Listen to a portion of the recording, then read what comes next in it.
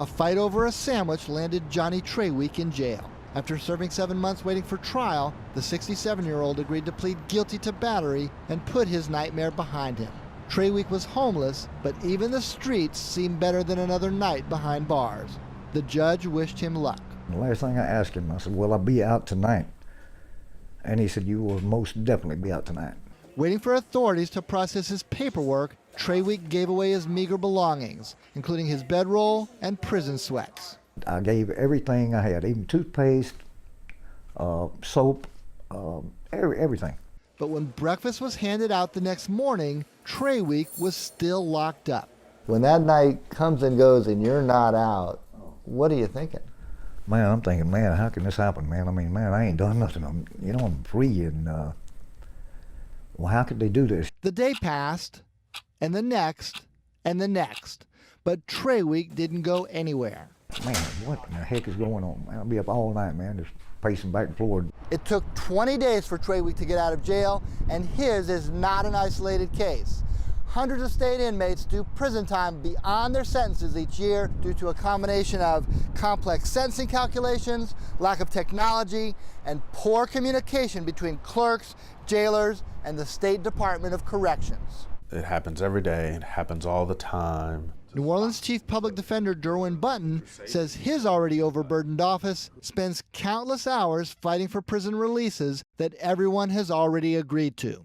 Like I said, are like real folk who are now basically being, in a way, taunted by a system's inefficiencies. Traweek's release was delayed because paper records had to be delivered to Baton Rouge. When Public Defender Stas Moros fired off emails to speed the process, one response from the sheriff's office included this line: "He has to wait."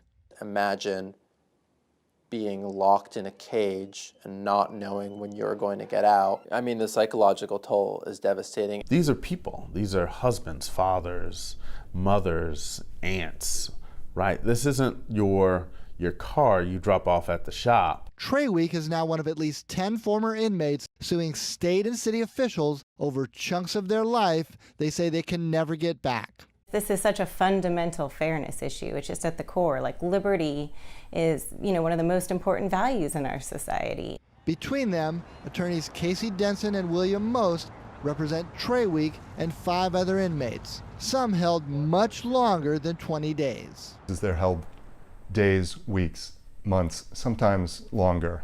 We have one client who was held 589 days past when everyone admits he should have been released. In the lawsuit for that inmate, the attorneys claim a 2-year sentence was mistakenly changed to 5 years by a Department of Corrections clerk. The suit includes the inmate's calendar entries and this list of births, deaths, and other family milestones he missed. It's hard to be in prison, but it's much harder to be in prison when you know you should be free. Officials have known about the overdetention problem for years. This 2012 DOC study showed more than 2,000 inmates were held an average of 71 days beyond their release dates. And this is not just a burden for inmates. The problem cost taxpayers more than $3.6 million annually as of that report. Despite efforts since to do better, the department in 2017 pegged the housing costs of overdetainees at $2.8 million.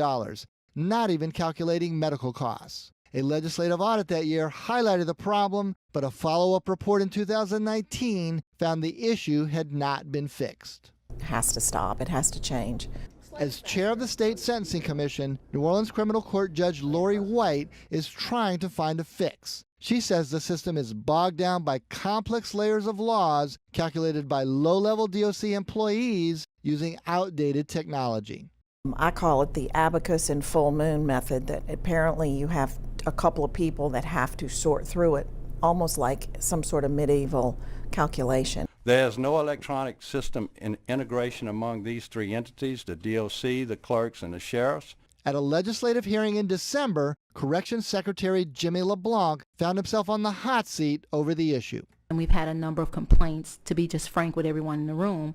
I want to stress that it's not as simple as applying a formula in a time period and producing a release date. LeBlanc said reforms are needed, but he didn't offer much in the way of solutions.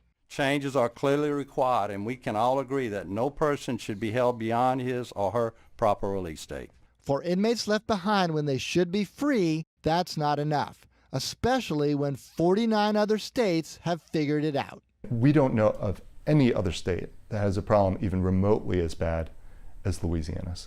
And the multi-million-dollar price tag to taxpayers is growing, especially with several of those inmate lawsuits heading to trial. And those lawyers aren't cheap.